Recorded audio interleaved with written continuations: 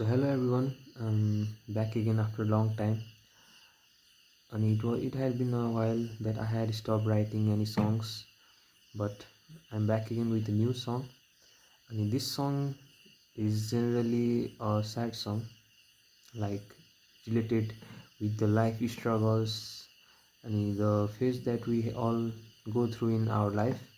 अनि यो सङ चाहिँ यस्तो छ कि जहाँ लाइफको यस्तो सिचुएसनहरूको बारेमा समेटेर लेखिएको छ कि जहाँ हामी केही चिज सोचेर अगाडि बढिरहेको हुन्छौँ तर that exactly goes opposite like के सोचेर गरिरहेको हुन्छ के भइदिन्छ र सबै कुराहरू आफ्नो सोचबाट आफ्नो हातबाट बाहिर गएपछि we are helpless we can do anything and the only thing we can do is just watch silently sitting in a side of our life.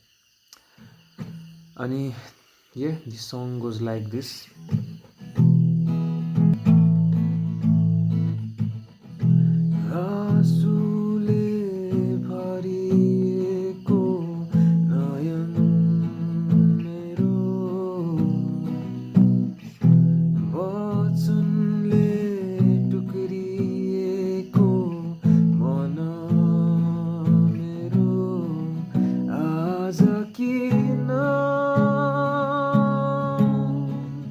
Asha